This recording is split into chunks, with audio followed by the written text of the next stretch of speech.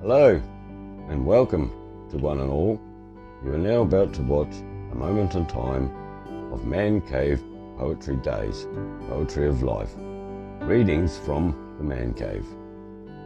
As these poems are written by me, they are reflections, thoughts or experiences of life and its funny ways. The titles speak for themselves.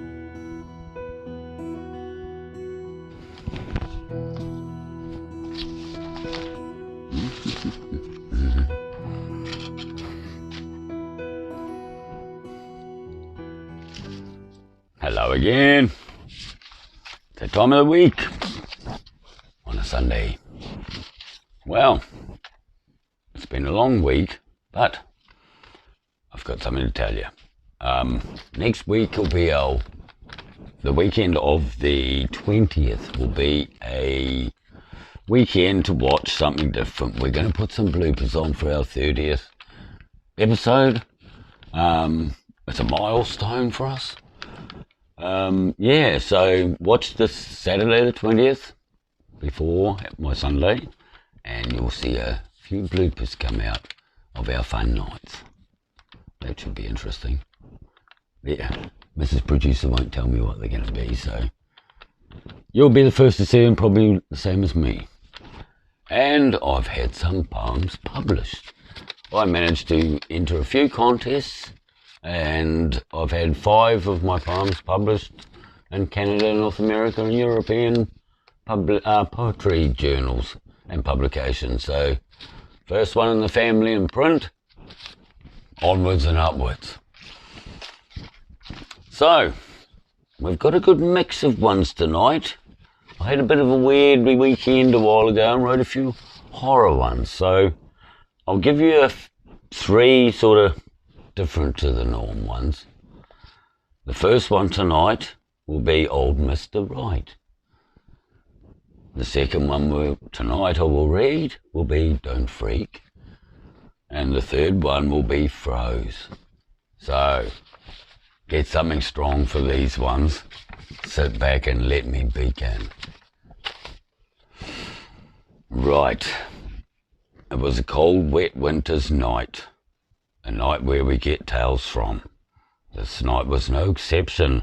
It was a chilling haunting of old Mr. Right. He was an old man who lived in an old house. No one saw him much. He was quiet, like a church mouse. They said he had lived alone for many years. He'd have a wife. She was around, but then she disappears. We always wondered as kids what he used to do. Pa said he was the undertaker and the gravedigger too. As we grew up, we would ride past his house. Sometimes he'd be in the yard. We'd say hello. He'd look and frown very hard. Grumpy old man. I remember the night well. We had a huge storm. You'd have thought it from hell. Time of the year was not the norm. In our little town, we all gathered round to make sure everyone was all right after such a rough night. But there was no sign of old Mr. Right. I heard a man say, "Look over that way." It was quite shocking what we saw that day. Pa said, "Stay here." We couldn't go over there. They all went to old Mr. Right's house. It was all black. They all got a fright at what happened that stormy night. A couple of the old men went in. We heard them scream, "It's a sin!" Then Pa walked up as they went and never said anything that morning. It was never told to us what happened in there, at least not for many a long year.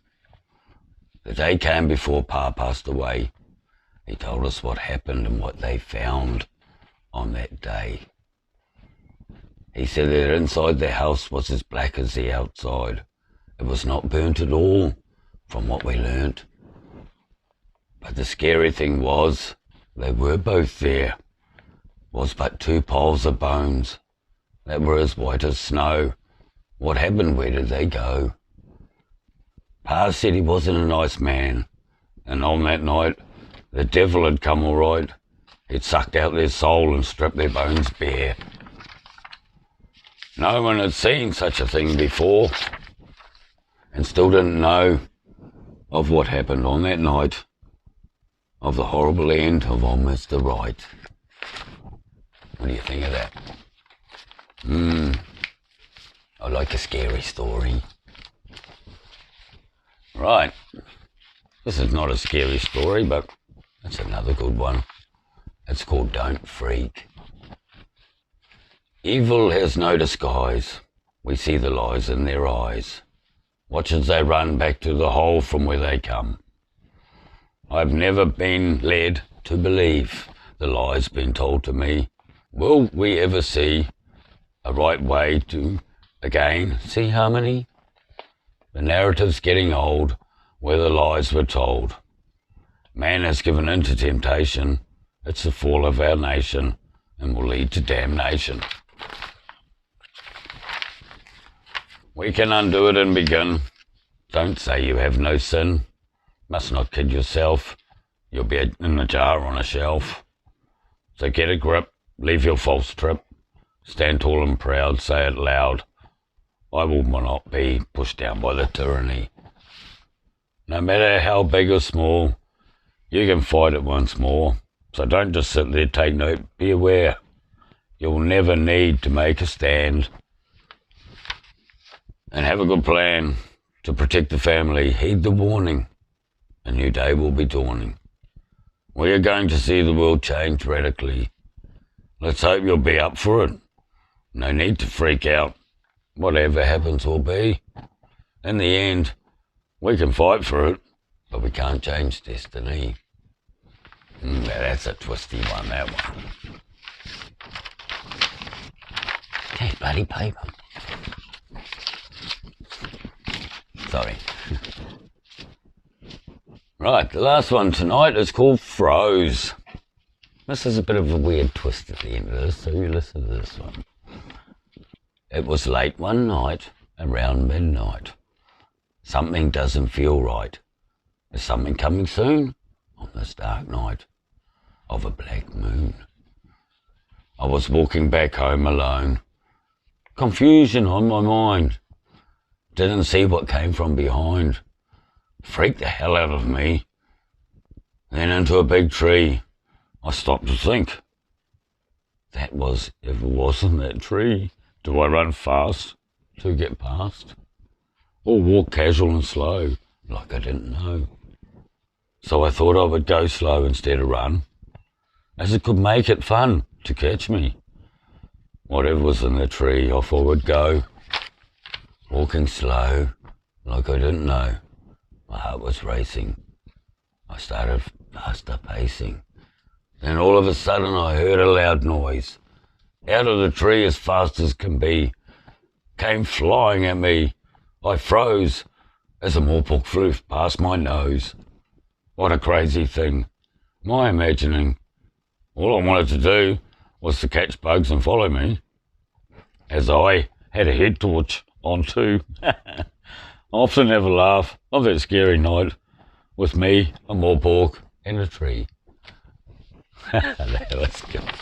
Oh, that was a good one. I must have been on. Must have had too many coffees that night. Hey, is that right, Mrs. Producer? Yes. All right. Well, don't forget to don't forget to watch next Saturday for the bloopers. That'll be the 20th.